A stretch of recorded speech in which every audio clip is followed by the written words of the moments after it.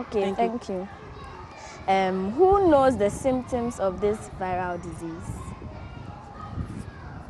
Some of the symptoms of the H1N1 virus are incessant coughing and sneezing, meaning that the person will not cough for 1 day or 2 days, but will cough more than 3 days. We also have body ache. The person will feel pain in the body, and we also have stuffy and runny nose. That's what I can say.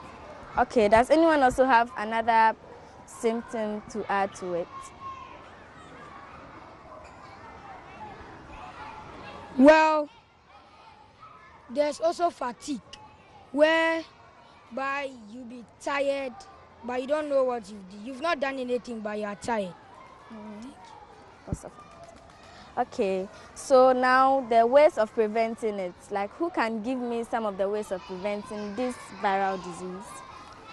Well, the most important thing you should do to prevent yourself from getting infected with H1N1 is to practice good hygiene.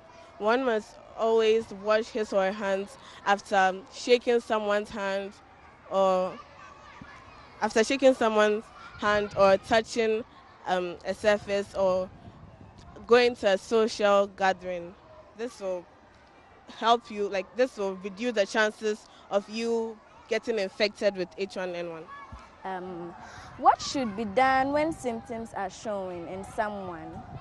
Well, what you should do if you start showing symptoms of this infection is to immediately go to the hospital and avoid self-medicating yourself, because one of the symptoms of H1N1 is headache.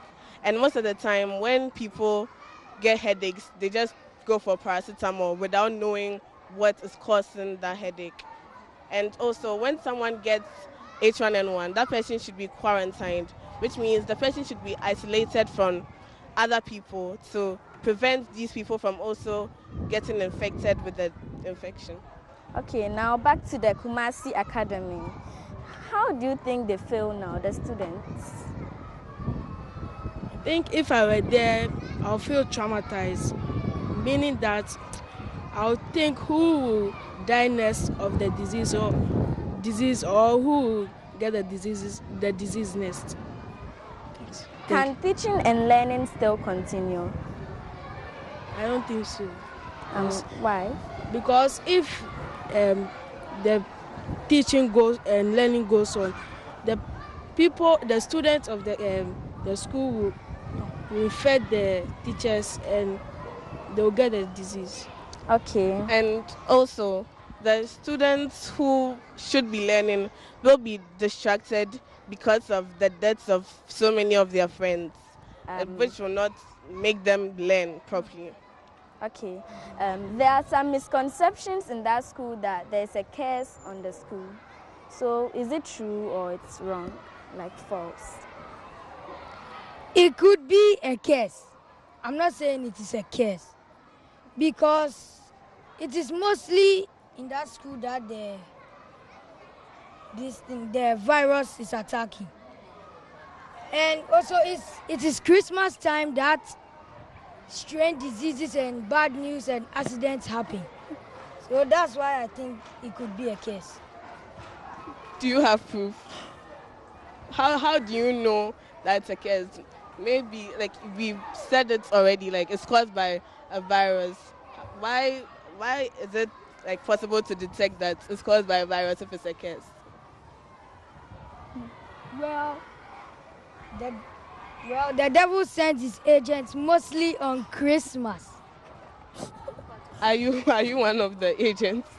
I'm not. How can I be? Well, Okay. You're talking like you know, so. Should the school be closed down?